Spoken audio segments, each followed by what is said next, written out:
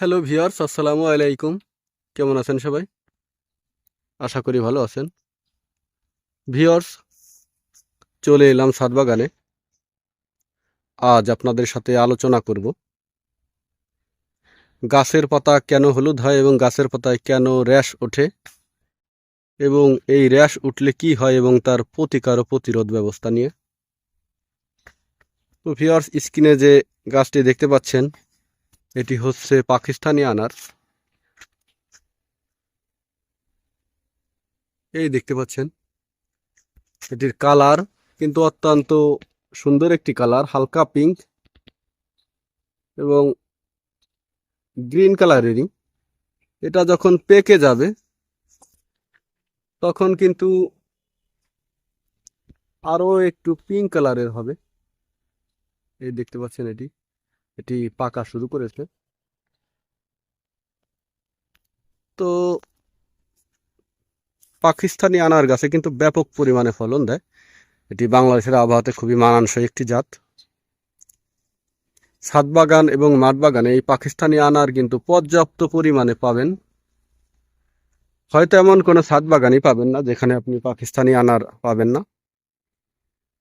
এটির ভিতরের ফলগুলোও তুলনামূলকভাবে লাল নয়, একটু সাদাসে, কিন্তু প্রচুর মিষ্টি এবং বীজগুলো খুবই নরম।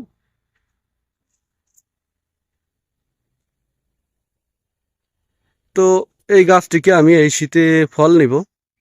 কিছু ফল আছে, হারভেস্ট করেছি কিছু, এবং নতুন করে আবার ফুল আসছে। আমি এই ফুলগুলোকে কেটে দিব অথবা ছিঁড়ে দিব। তো ছিঁড়ে দেওয়ার পর আমি যে কাজটি করব সেটি হচ্ছে প্রথমে আমি এই গাছের গোড়ায় খাবার দিব এবং মাকড়নাশক, ছত্রাকনাশক এগুলো স্প্রে করে দিব।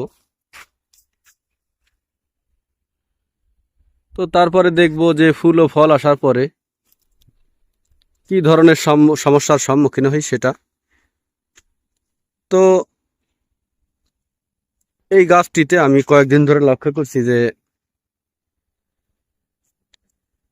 এই গাছের পাতায় হলুদ র্যাশ উঠেছে এবং পাতাগুলো আস্তে আস্তে এই র্যাশ উঠে হলুদ হয়ে যাচ্ছে। তো এই হলুদ হওয়া থেকে গাছকে রক্ষা করবেন কিভাবে সে বিষয়টি নিয়ে আজকের আলোচনা।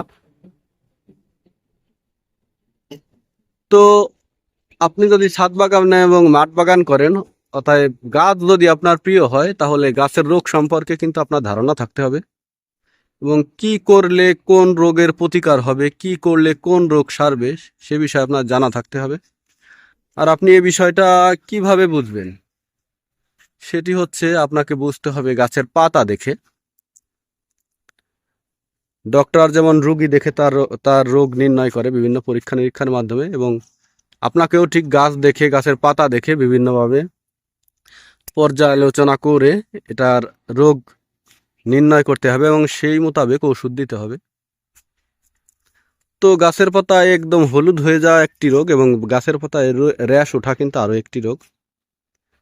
তো এটি কিন্তু র্যাশ উঠেছে, আমি দেখতে পাচ্ছি এটিতে পাতায় র্যাশ উঠেছে। এই দেখতে পাচ্ছেন এই পাতাগুলো কিন্তু গাছের পাতায় র্যাশ উঠেছে। এই যে গাছের পাতাটা একদম গাঢ় সবুজ কালারে হবে, কিন্তু গাঢ় সবুজ কালারের হয়নি। তো এই র্যাশ ওঠার কারণ কি? আর এই র্যাশ যদি আপনি ঠিক করতে না পারেন তাহলে কিন্তু এটা এক পর্যায়ে এভাবে হলুদ হয়ে ঝরে পড়বে, এভাবে হলুদ হয়ে ঝরে পড়বে। কিন্তু দেখতে পাচ্ছেন এই পাতাগুলোও কিন্তু র্যাশ উঠেছে। তো এই র্যাশ আস্তে আস্তে এই হলুদ পাতায় রূপান্তরিত হবে এবং তারপর একটি ঝরে পড়ে যাবে। তো এই র্যাশ থেকে বাঁচার উপায় হচ্ছে, এটি জিঙ্কের অভাব, যেটা হচ্ছে আমরা চিলেটেড জিঙ্ক এবং চিলেটেড প্লাস বিভিন্ন নামে বাজারে পেয়ে থাকি।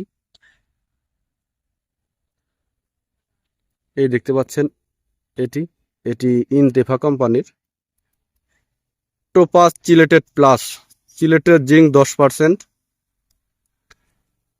আপনারা যে কোনো ওষুধের দোকানে পেয়ে যাবেন। এটি এটি গায়ে রেট দেওয়া আছে 72 টাকা, হয়তো স্থানভেদে আপনার কাছে 60 টাকা অথবা 55 টাকা নিবে। তো এই ওষুধটা আপনারা গাছে স্প্রে করবেন সকাল অথবা বিকালে। এই চিলেটের জিঙ্ক যদি আপনি গাছে স্প্রে করেন তাহলে আপনার গাছের পাতা প্রথমত হলুদ হবে না, র্যাশ উঠবে না এবং সবুজ থাকবে। আর অবশ্যই এটি আপনাকে ব্যবহার করতে হবে যখন কোনো প্রকারে কোনো রোদ থাকবে না। এই যে এটি দেখতে পাচ্ছেন, এটি হচ্ছে টোপাজ চিলেটেড প্লাস এবং বিভিন্ন নামে বাজারে পেয়ে যাবেন। দেখবেন ওর ভিতরের উপাদানটা কি। তো এটি ইনতেফা কোম্পানির। এটি ইনতেফা কোম্পানি কিন্তু ভালো কোম্পানি, আপনারা চাইলে অন্যান্য কোম্পানিও ব্যবহার করতে পারেন। তো এর উপকারিতা এখানে কি লেখা আছে আপনারা সুন্দর করে পড়ে নেবেন। এবং এটির ব্যবহার বিধি হচ্ছে প্রতি লিটার পানিতে 1 গ্রাম হারে ব্যবহার করবেন। সকাল অথবা পড়ন্ত বিকেলে এটি পানির সাথে দিয়ে গাছটিকে সুন্দর করে স্প্রে দিয়ে ভিজিয়ে দিবেন এবং প্রথমবার দেওয়ার 7 থেকে 8 দিন পরে আবার আরও একবার স্প্রে করে দিবেন। তাহলে দেখবেন আপনার এই পাতার র্যাশগুলো কিন্তু চলে গিয়েছে এবং পাতাগুলো গাঢ় সবুজ হতে শুরু করেছে। তো পাতাগুলো যদি র্যাশ থাকে গাছ কিন্তু ঠিকমতো খাদ্য গ্রহণ করতে পারবে না এবং খাদ্য উৎপাদন করতে পারবে না, যার ফল প্রেক্ষিতে গাছ কিন্তু দুর্বল হয়ে যাবে এবং ফুল ও ফল থাকলে সেগুলো হয়তো বাড়বে না, না হয় ঝরে পড়বে। তো আপনাকে গাছে যদি ফুল ও ফল নিতে হয় তাহলে প্রথমেই কিন্তু গাছটিকে রোগ মুক্ত করতে হবে, তারপর খাবার দিতে হবে, তারপর আপনি তার থেকে ফল আশা করতে পারেন। তো ভিউয়ার্স, যদি আপনাদের আরও অন্য কোনো ওষুধের নাম জানা থাকে, যারা অভিজ্ঞ ভাইয়েরা আছে তারা অবশ্যই কমেন্টে জানাবেন। আজ এ পর্যন্ত। পরবর্তী ভিডিও পেতে অবশ্যই চ্যানেলটি সাবস্ক্রাইব করবেন। ধন্যবাদ সবাইকে, ভালো থাকবেন সবাই।